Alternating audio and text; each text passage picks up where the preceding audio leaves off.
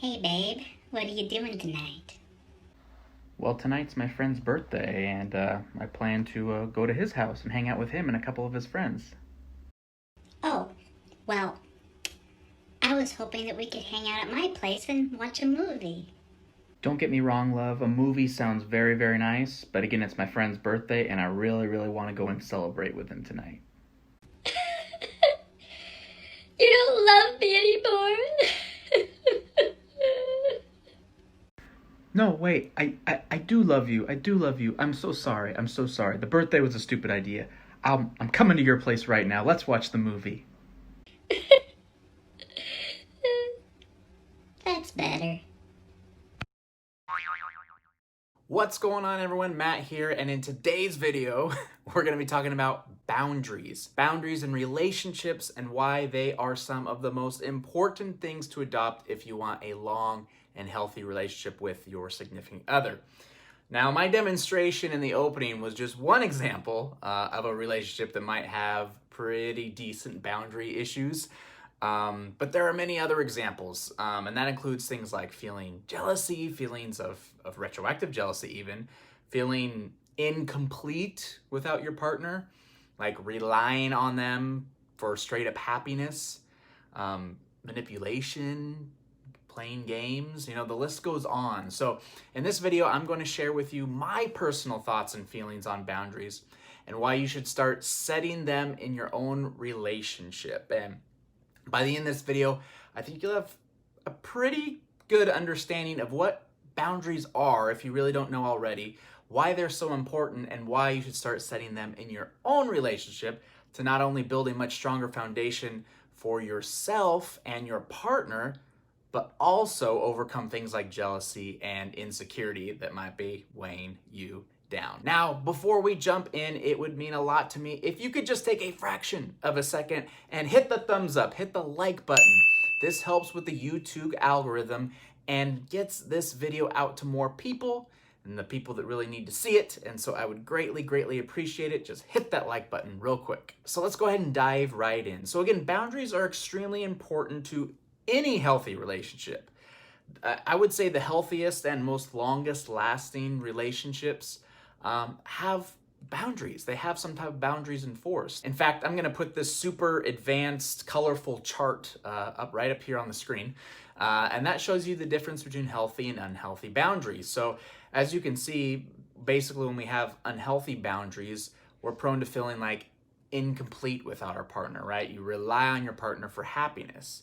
There's gameplay, there's jealousy, there's feeling unable to express what is wanted, unable to let go. And then, of course, you have your healthy boundaries, which are basically the opposite of all that. However, we have this thing called society, and society almost tells us that boundaries need to be non-existent, right? That you should just drop everything at all times and be with your significant other. That, if your love is going on an airplane to a faraway country, you should chase the airplane down on the runway and convince them to stay with you forever because you can't live without them. Well, this is actually extremely unhealthy. See, when you put all of your time and all of your effort and all of your energy into your partner, you lose the focus on you. You lose the focus on yourself. When you lose the focus on you, you begin forgetting about your own value, your own worth. You only focus on that of your partners, right? That of your significant other, of your girlfriend, your boyfriend, your wife, your husband. So in some cases, you'll start to develop this idea of the more I help this person, with their problems and make them happy, the more I'm there for them, the more I'll be loved. And then you almost begin developing an ownership over this person. Kind of, you feel like, you're their rock. Whenever they have a problem, you go and immediately fix it just like that. You're their savior. And this works in reverse too. Your partner might be the one that feels this way about you. So for those of you that suffer from jealousy or retroactive jealousy, when something happens that goes against this ownership, the result is not good. Like suddenly you figure out something about their past, like they had multiple one-night stands, we'll say, or maybe you're just out at a bar and your significant other starts up a friendly conversation with someone next to them. You are going to start getting feelings of extreme anger, extreme jealousy, because you've adopted this type of ownership over them. So it's like, how dare these other people look at my partner? How dare my partner talk to these other people? How could they do something like this in their past? That's not the, person I fell in love with. That's not the person I know. After everything I do for them, how could they do this to me? You see how these thoughts will come up when that feeling of ownership is kind of put in jeopardy. So it's important to not lose the focus on yourself, not lose the focus on your own value. Understand how perfect you are. Understand how perfect you are without a partner. Understand how complete you are. How complete you are without a partner. How you don't need anything to complete your life because it's already complete. And anything else is just an added bonus. Just like your relationship. Your relationship is not your life or your life goal, okay? Self-love and feeling complete is your goal. A relationship is simply an added bonus in your life, not your whole life. So don't settle for second best, okay? Be your priority, and when you make yourself your priority, your relationship gets so much better. And I can remember one of my past relationships that I would fall victim to this all the time. And I had a girlfriend that was very, very jealous and very needy of my attention. And I can't really blame her because at that time I was the same way. But she would play a lot of manipulative games with me, and I would fall right into this trap. And I remember one time in particular, a friend of mine invited me over to his house, and I really, really wanted to go. This kind of goes almost hand in hand with the example at the demonstration at the beginning of the video. Hey, babe. So my friend wanted me to come over. I told my girlfriend that I was going to go over to his house, and her response was, "Oh, but tonight it's our 2-year anniversary of the day that we first met, and I was hoping that we could spend it together." Now, mind you, this wasn't our 2-year anniversary of when we started dating or anything like that. It was when we first met, which was a random day at the place that we had worked. And so I told her hey, if anything, we can celebrate this night. If you really want to celebrate it, we can do it later, later the evening, whatever it is, but I wanted to hang out with my friend. And she actually said to me, okay, of course, it's no problem. Go right ahead, go have fun. It's all good. So I remember I left our apartment. I drove about a half mile down the road, and I got on the freeway, and then my phone kept blowing up. It kept going off. And it was my girlfriend. And the message is, "I can't believe you actually left. This day was so important to me, and now I have to spend it alone." And I was like, "Really?" So I called her and I was like, "But you told me I could leave. You told me I could go." And she's like, "Well, actually, I was just testing you to see if you would actually do that. I can't believe that you did." So then, of course, instead of sticking to where I was and continuing to go to my friend's house and creating that boundary, or saying, "Hey, we'll talk about this later. I'm going to, go enjoy the time with my friend," I turned the car around. Stop the car! I turned the car around and went back home to comfort her and tell her, how much she meant to me and all this stuff. And at the time, I thought that was the right thing to do. But now I know better. I know that turning the car around and coming back made the situation so much more worse in the long run and led to more moments where someone was, taken advantage of. Because now whenever she wanted to hang out with her friends, I would bring up the fact that she wouldn't let me do the same. So pretty soon we had no friends, no other activities outside of each other. Our lives dried up. Our self-esteem individually dried up. Our confidence dried up. Our relationship dried up. And it fell apart very, very, very shortly after that. In fact, about a couple months after that, the relationship ended. So what I come to know now is that boundaries in relationships creates a fantastic emotional health, let's say. They are something you can start working on today in your relationship, and you'll immediately begin to notice a difference in your self-esteem, your confidence, again, emotional health, even how well you click the like button if you have not done so already.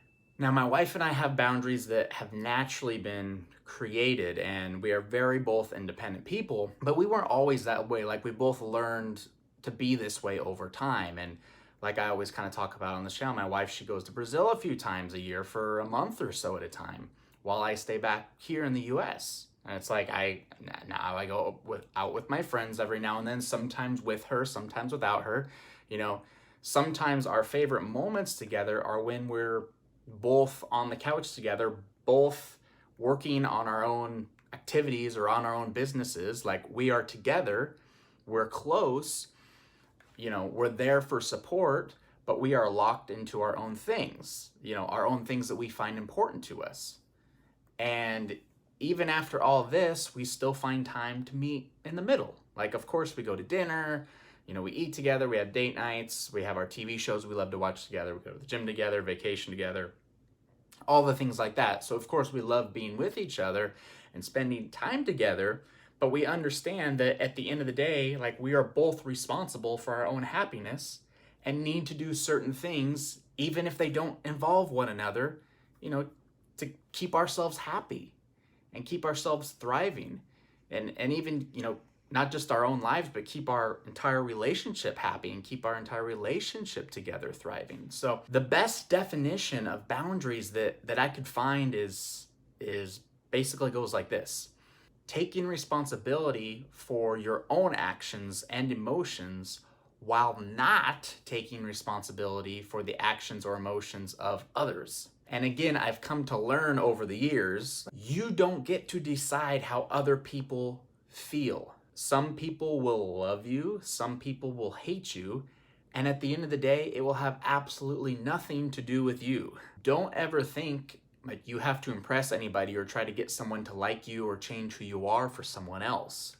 Okay, the most important thing you can ever do is be you, is to express yourself, is to love yourself, is to, you know, respect one another, whether that's a relationship or a friendship or just other people in general. Respect one another. So again, for me, like, I want my wife to be happy, but it's not my responsibility for her to be happy. Like, I want her to have an amazing life and do great things, but it's not my responsibility to make sure that happens. Again, your own happiness starts and ends with yourself. It's your own responsibility. Your own partner's happiness starts and ends with them, and it's their responsibility as well. Okay, it's very, very unreasonable to expect two people to accommodate each other 100% of the time and fulfill every need of the other person. A person that has strong boundaries knows that.